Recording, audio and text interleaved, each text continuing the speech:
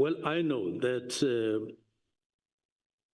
when General Mchunu has made a statement, among other things, the accusation was that I disbanded this because I wanted to protect criminal syndicates. I want criminal syndicates. I want them. But not that I wanted to protect them. And I will say how I have demonstrated in the past that I want them. So it was for lawful reasons, not for unlawful reasons. And it didn't come from anyone else. It came from me as Minister of Police. And I have capacity to think to that level in my role. I may be wrong, I may be right, but the decision was not for unlawful reasons. As a matter of fact, I have nothing to do with criminal syndicates myself. I've never had anything to do with them in my life, not once, and not Amber, not Amber. It has never happened, and it will never happen. It will never happen. Well, accusation is another when I'm accused, but I know I'm being investigated. But I know that at the same time, statements have been made in this comment that I'm no criminal. General Mchunu knows in his conscience that I'm not a criminal, that I have nothing to do with criminal syndicates. He knows. Now, let me go on. So it was not for criminal reasons. Now, I may as well add, the crimes that are being associated or lined up with the decision, those activities on those alleged criminals took place long before General Mchunu deployed 10 people there for whatever reason. These people were investigated and so on, and whatever happened, because the 10 members did not start from scratch on those Gauteng cases. They didn't. They were already being investigated. So it would mean police in Gauteng must then say, I intervened because they were investigating. How so? And as a matter of fact, I didn't know that on the 6th, there was whatever, when I took the decision on the, because even if General Masimla comes to you and say, we are investigating so and so, you don't memorize that and say, yeah, he is pursuing so and so, you don't. You just say, thank you. But in 2 hours, in a day or two, you may forget that he told you that he was pursuing. That is why, even following the arrest of Mlife, for whatever reason, National Commissioner told me, actually, that it is something that has to do with Mlife, who is a member of parliament. That is the briefing that, so when, after the arrest, and I didn't see the arrested person linked with the member of parliament, I phoned National Commission to say,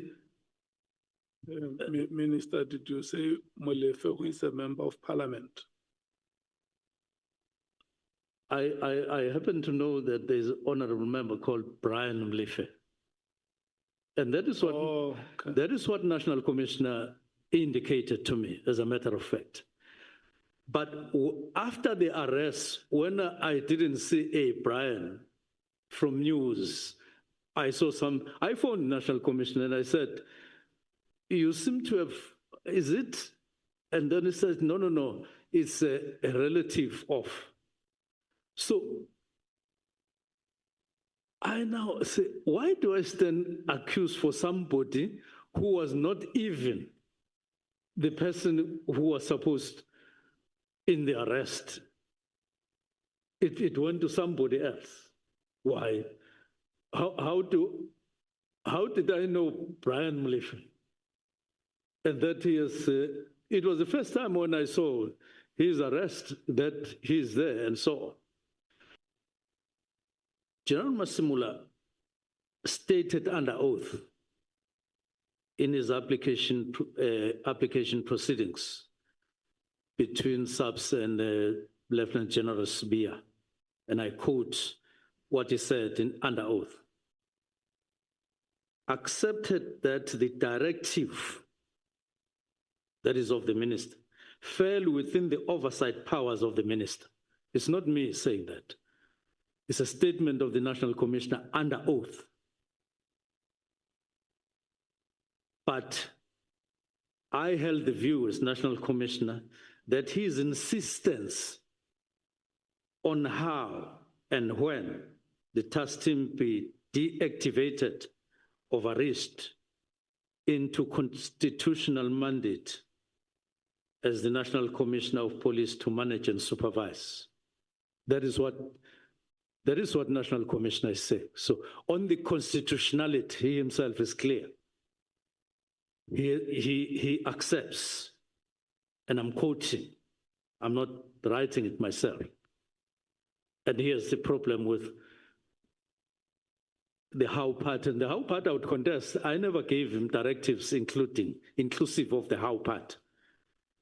I merely indicated immediately, meaning that the decision is immediate that I've taken, but I understand implementation via the interim. I even said there would be another meeting, the MINESCO, at some other point, meaning I was envisaging that there would be meetings, there would be discussions, and I wanted those discussions myself because of the belief I held even at that time that there is something wrong with the existence. It has nothing to do with good performance or what, but in the current situation where you have reviewed the organogram, you have done this and this, and you are thinking about the resources, thinking very hard about resources, you need to design things differently and so on. So General Masimula, there he is under oath, accepts that minister has oversight. In the paragraph of his answering affidavit, General Masimula seems to accept, therefore, my powers, not me personal, minister, to issue the directive. His reservation, it would seem, was about how and when the directive had to be implemented, which I have no problem with because the how part was never in the directive. It was just this word, immediate, which he understood differently from what I understood. And I've given reasons that I didn't use immediate in the context of a drill. I didn't. It's in the context of minister having taken a decision to indicate clearly, and then he moves on. He denies it all. No syndicates, no criminal links, no shadows behind his name. But in a country where truth bends under power, who really holds the cards? Is Senzo Mchunu a clean man caught in political crossfire, or a master of denial hiding in plain sight? The storm is far from over, and when the dust settles, someone's truth will burn brighter than the lies. What do you believe? The comments are open. Speak your truth.